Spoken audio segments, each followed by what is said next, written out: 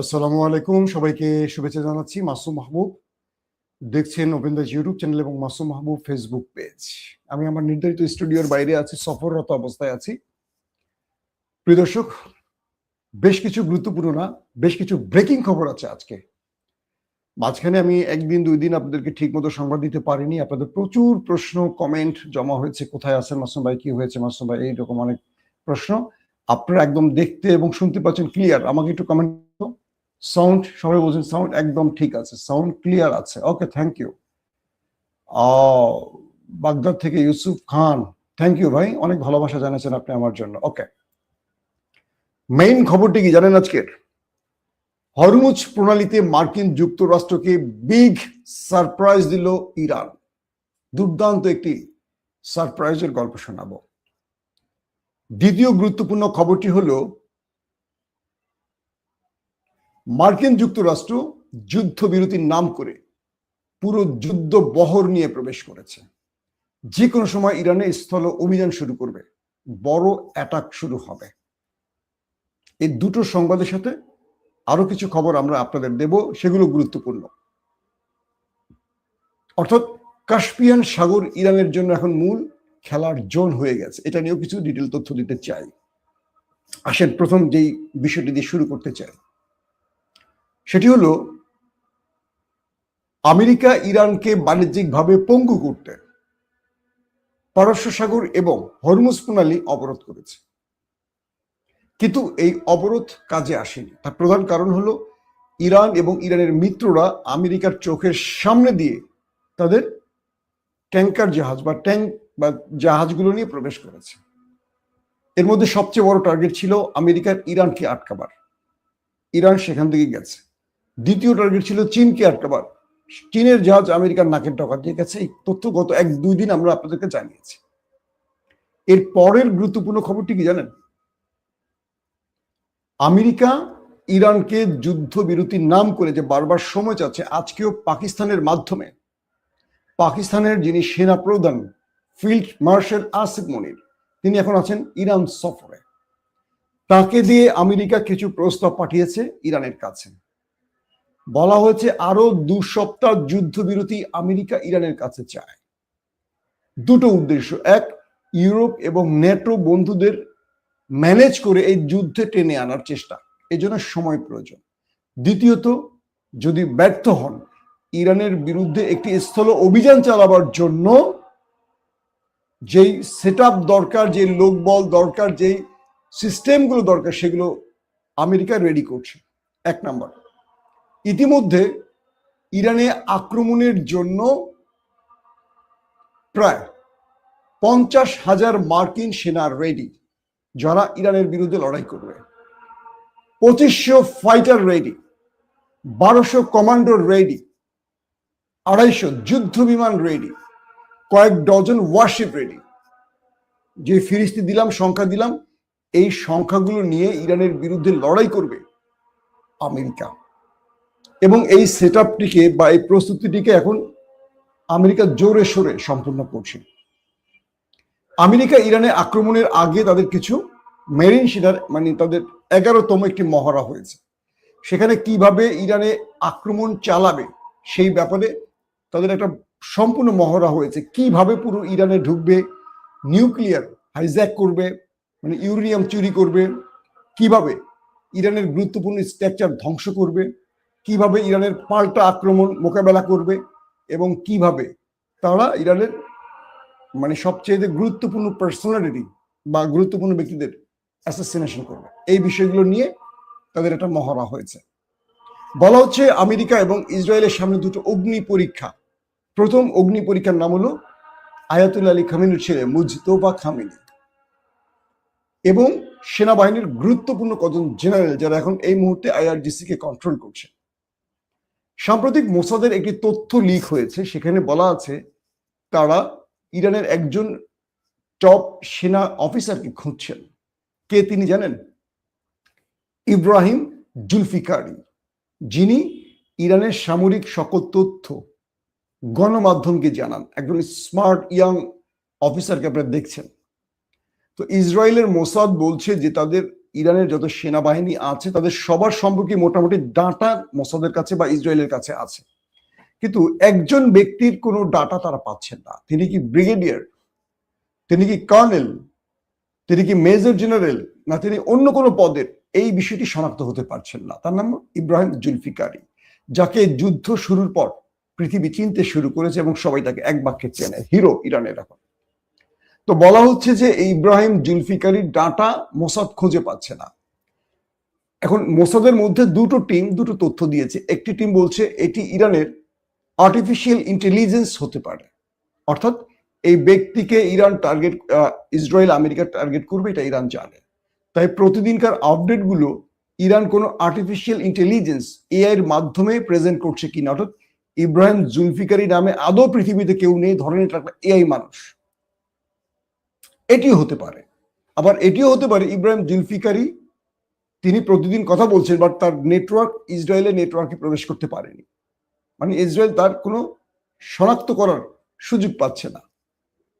কোনটা সঠিক জানি না, কিন্তু ইব্রাহিম জুলফিকারিকে হত্যার জন্য আমেরিকা এবং ইসরায়েল এখন হুন নিয়ে খুঁজছেন, এবং আইআরজিসির আরো টপ 10 জন ব্যক্তি আছে যাদেরকে হত্যার জন্য পুরো টিম কাজ করছে। এখন তাদের অবস্থান কতটুকু কি জানা যায়নি।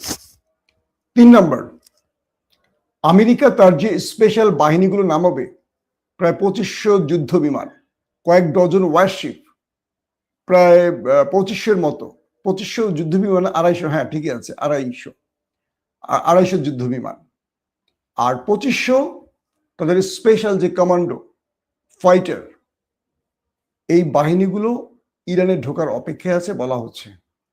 মার্কিন প্রেসিডেন্ট তিনি, এই সাউন্ড কি ঠিক আছে? কেউ লিখছেন সাউন্ড নাই, আবার কেউ লিখছেন সাউন্ড ওকে। ভাই আপনি কি শুনতে পাচ্ছেন? এই দ্বারা বোধেন নাকি এই বেটা খুব ডিস্টার্ব করে, এই বেটাকে ব্লক মারতে হবে। এই বেটা সাউন্ড ওকে, আরেকজন বলতেছে হ্যাঁ সাউন্ড ঠিক আছে। দর্শক দেখেন বিরক্ত করে শয়তানের আসারি। তো এই মুহূর্তে মার্কিন প্রেসিডেন্ট তিনি তার যেই ওভাল অফিস থেকে হুমকি দিয়েছেন, তিনি বলছেন যে ইরানকে এবার একটা মোক্ষম শিক্ষা দেবেন তিনি, এবং আমেরিকা যে কোনো সময় ইরানে কমান্ডো অপারেশন চালাবে, স্থল অভিযান চালাবে।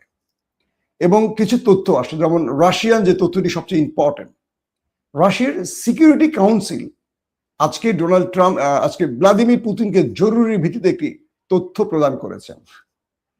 অর্থাৎ রাশিয়ার সিকিউরিটি কাউন্সিল হলো তাদের নিরাপত্তার সর্বোচ্চ কাউন্সিল বা পজিশন বা প্রতিষ্ঠান বা কি বলবো সংস্থা। সেই রাশিয়ার সর্বোচ্চ কাউন্সিল, নিরাপত্তা কাউন্সিল, ভ্লাদিমির পুতিনকে জানিয়েছে যে কোনো সময় ইরানে অভিযান চালাতে যাচ্ছে আমেরিকা, এবং আমেরিকা সকল প্রস্তুতি সম্পন্ন করেছে, যে কোনো একটি ছুঁতে তারা আক্রমণ করবে। এবং এই তথ্যটির সঙ্গে সঙ্গে রাশিয়া জানিয়ে দিয়েছে কাকে? ইরানকে। ইরানের যিনি এই মুহূর্তে পররাষ্ট্রমন্ত্রী হিসেবে কাজ করছেন আব্বাস আরাকচি, তিনি কি বলেছেন? তিনি বলেছেন ইরান যতই আলোচনার টেবিলে বসুক তাদের হাত ট্রিগারে রয়েছে। তিনি বলছেন ইরান জানে আমেরিকা আলোচনার নাম করে পেছন থেকে ছুরি মারার ওস্তাদ। এর আগে 2বার আলোচনার টেবিলে তারা আমাদের উপর হামলা করেছে, তাই তাদেরকে আমরা বিশ্বাস করছি না। ইরান বলছে আমরা যত আলোচনাই করছি বিশ্বকে বোঝাতে চাই যে ইরান এটার ব্যাপারে আন্তরিক, যাতে আমেরিকা বলতে না পারে ইরান আলোচনার টেবিলে বসেনি। কিন্তু আমাদের শত্রুরা আমাদের বিরুদ্ধে আক্রমণের যে পরিকল্পনাগুলো করছে এগুলো আমরা জানি, এবং তাদের জবাব দেওয়ার জন্য আমরা সর্বোচ্চ প্রস্তুত। আমাদের সকল সেনাবাহিনীকে রেড অ্যালার্টে রাখা হয়েছে, প্রত্যেকটি সেনাবাহিনী, এবং আমাদের প্রায় 70 লক্ষ স্পেশাল যারা স্বেচ্ছাসেবী ফাইটার তারা প্রস্তুত আছে। 1,70,00,000 নাম লিখিয়েছে যারা শত্রুর বিরুদ্ধে যুদ্ধ করতে প্রস্তুত। আমরা একদিকে আলোচনার টেবিলে আছি, অন্যদিকে শত্রুকে প্রতিহত করতে সার্বক্ষণিক সর্বোচ্চ সতর্ক অবস্থায় আছে। তার মানে আমেরিকা যে ফাঁদ তৈরি করছে ইরানের বিরুদ্ধে এটি ইরান জানে, আর জানে বলে ইরান একদিকে আলোচনার টেবিলেও কথা বলছে, অন্যদিকে তারা সমস্ত কিছু প্রস্তুত করে রেখেছে। তো ভ্লাদিমির পুতিনের দেশের এই সর্বোচ্চ গোয়েন্দা বাহিনীর তথ্যে ইরান জানিয়েছে তাদের প্রস্তুতির খবর। অর্থাৎ ভ্লাদিমির পুতিনের যে নিরাপত্তা কাউন্সিল বলছে যে কোনো সময় আক্রমণ হতে পারে। এটি এখন সবার কাছে প্রশ্ন যে ট্রাম্প আবারও কি পৃথিবীকে যুদ্ধের মাঝে টেনে নিতে চাচ্ছেন। নাম্বার 3, ডোনাল্ড ট্রাম্প হরমুজ এবং পারস্য সাগর অবরোধ করেছে, ফাইন। ইরান যেন কোনো অস্ত্র না পায়, মিত্রদের কাছ থেকে কোনো জ্বালানি আসা যাওয়া করতে না পারে, এটা বন্ধের জন্য ইরান হরমুজ এবং কি বলবো পারস্য সাগরের বিকল্প একটি রাস্তা ইরানের রয়েছে, যেটা হঠাৎ করে মার্কিন গোয়েন্দা নেটওয়ার্কে খবর আসে। কি সেটি? ইরানের উত্তর অঞ্চল, যেটাকে বলা হয় পৃথিবীর সবচেয়ে বড় লবণাত্মক হ্রদ কাস্পিয়ান সাগর। এই কাস্পিয়ান সাগর হলো ইরান এবং রাশিয়ার আদান প্রদানের, অস্ত্র আদান প্রদান বা সম্পর্ক লেনদেন বা ওই আলু পটল আনা নেওয়ার মূল স্থান। অর্থাৎ ট্রাম্প হরমুজ এবং পারস্য সাগর ঘেরাও করতে গিয়ে জানলেন যে ইরানকে এখান দিয়ে আটকে রেখে কোনো লাভ হচ্ছে না, কারণ ইরান বিকল্প দুটো পথ তৈরি করে ফেলেছে। এক, কাস্পিয়ান সাগর। এই কাস্পিয়ান সাগরকে ঘিরে ইরানের রয়েছে বেশ কিছু বন্দর, এগুলো নতুন করে আমেরিকা জানতে শুরু করেছে। এখন এই কাস্পিয়ান সাগরে আমেরিকা আসতে ভয় পাচ্ছে, তার প্রধান কারণ এখান দিয়ে ইরান রাশিয়ার সাথে লেনদেন করে। তো রাশিয়া এখানে ঢুকলে তো রাশিয়া ছেড়ে দেবে না। আমেরিকা বলছে যে আমরা কাস্পিয়ানে প্রবেশ করব, আর রাশিয়া বলছে welcome mister friend, mister drum, অনেকে বলে টেম্পু। ইরান যে হ্রদের কথা বলছি, পৃথিবীর সবচেয়ে লবণাত্মক হ্রদ কাস্পিয়ান সাগর, এইটার পাহাড়ি অনেক আঁকা বাঁকা পথ এবং এই পাহাড়ের বেষ্টিত অঞ্চলের ভেতরে ইরানের প্রচুর বন্দর তৈরি হয়েছে। এখান থেকে ইরান তার জ্বালানি, এখান থেকে ইরান তার মিত্রদের কাছ থেকে অস্ত্র আদান প্রদান করছে। শুধু এটি নয়, বিকল্প আরেকটি পথ আছে ইরানের জন্য, সেটি হলো আজারবাইজান। পৃথিবীর সবাই জানে আজারবাইজানের সাথে পশ্চিমাদের সম্পর্ক ভালো, কিন্তু এই আজারবাইজানকে ব্যবহার করে, আজারবাইজানের এই স্থানে, আজারবাইজানের বন্দর বলি বা আজারবাইজানের সীমান্ত ব্যবহার করে রাশিয়া থেকে প্রচুর রসদ পাচ্ছে ইরান, এই অভিযোগটি আসছে নতুন করে। অর্থাৎ আজারবাইজান একদিকে পশ্চিমাদের সাথে বন্ধুত্ব রেখেছে, অন্যদিকে ইরানকে গোপনে সাহায্য করছে। এই তথ্যটিও মার্কিন ইন্টেলিজেন্স সোর্সের খবরে চলে এসছে। এখন পরিবেশটি কি দাঁড়ালো? আমেরিকা শেষ পর্যন্ত তার এই যে অবরোধ খেলা, এটা মাঠে মারা গেল, এবং আমেরিকা যে ইরানে আক্রমণ করবে এই খেলাটিও শেষ। এবার আসছে সবচেয়ে বড় ব্রেকিং খবর, যেটার জন্য আপনারা বসে আছেন। আমেরিকার সবচেয়ে বড় এয়ারক্রাফট ক্যারিয়ার আব্রাহাম লিঙ্কন হাসপাতালে চলে গেছে, বললাম মনে আছে গ্রিসে, এটা ইরান যখন হামলা করে আগুন জ্বালায় দিছে, এটা চিকিৎসা মোটামুটি সারছে কিছুটা। তো ইরানকে ভয় দেখাতে এটি আবার হরমুজের কাছে আসছে আজকে। তো হরমুজের কাছে এসে ইরানকে ভয় দেখাবার জন্য ট্রাম্প এটিকে আবার টেনে আনছে। হঠাৎ করে ইরানের শত শত ওয়াটার ড্রোন, স্পিড বোট টাইপের, এটা রোবোটিক, এটা মানে কি বলবো, কোনো মানুষ চালানো লাগে না, এটা অটোমেটিক চলে, আর্টিফিশিয়ালি একটা সিস্টেমে এটা চলে। তো ছোট ছোট শত শত এই ওয়াটার ড্রোন গুলো, ওটা ওয়াটার ড্রোন বলবেন, ওয়াটার স্পিড বোট বলেন, বা কি বলে ওয়াটার বোট বলেন, এক একজন একটা নাম বলে, এটা সবগুলোর মধ্যে ভয়ঙ্কর মিসাইল সেট করা থাকে। আপনারা হুতিদের দেখছেন বোধহয়, হুতিরা যে ওই যে বাবুল মান্দাব, গালফ অফ এডেন, তারপর লোহিত সাগর টাগর, যেখানে যেখানে মাইট দিছে, এই সিস্টেম দিয়ে কিন্তু মাইট দিছে। এগুলো ইরানের বিষয়। এখন যে বিষয়টি ছিল সেটি হলো, যখনই ইরান জেনেছে তাদের আমেরিকার এয়ারক্রাফট ক্যারিয়ার আব্রাহাম লিঙ্কন আবার প্রবেশ করেছে, তখন শত শত এই কি বলবো ওয়াটার বোট গুলো ছেড়ে দিয়েছে মিসাইল সিস্টেম অন করে। এগুলো অটোমেটিক ছুটে যায়, গিয়ে শত্রুকে টক্কর দিয়ে হিট করে অথবা দূর থেকে হিট করে। এগুলো রাডার সিস্টেমে ধরা যায় না, কারণ এটা পানির অনেক লো লেভেল থেকে আসে, রাডারের ফ্রিকোয়েন্সিটা একটু উপর কেন্দ্রিক থাকে। তো জাহাজ তো অনেক বিশাল না, এয়ারক্রাফট ক্যারিয়ার তো অনেক বড় একটা জিনিস, সাগরের মধ্যে দানবীয়ভাবে ভেসে থাকে। আর এগুলো আছে ছোট ছোট স্পিড বোট, যারা স্পিড বোট দেখছেন, একটু আধুনিক স্পিড বোট, সামনে মিসাইল সিস্টেম থাকে, একটা মেশিন, এগুলো কিন্তু ধ্বংস করার জন্যই বানায়। তো এগুলো শত শত দিছে ইরান ছাইরা, আমেরিকার আব্রাহাম লিঙ্কন যখন দেখলেন স্ক্রিনে বসে তাদের কন্ট্রোল টাওয়ারে যে শত শত ইরানের ড্রোন আসতেছে মিসাইল নিয়ে, ওরে বাপরে মারে বলে, ওরে ট্রাম্প রে বাপরে মার, উঠে পড়ে দৌড় শালারা। মানে যখনই স্পিড বোট গুলো ইরানের ভিতর থেকে প্রবেশ করে হরমুজ বা পারস্য সাগরের দিকে আব্রাহাম লিঙ্কনের দিকে টার্গেট করছে, 800-900 কিলোমিটার ভেঙে পালায় চলে গেছে ওরা। ইরানের ভয়ে ওই অঞ্চল ছেড়ে মানে এয়ারক্রাফট ক্যারিয়ার চলে গেছে। এবার বুঝছেন ট্রাম্প ইরানের সাথে লড়াই করবে।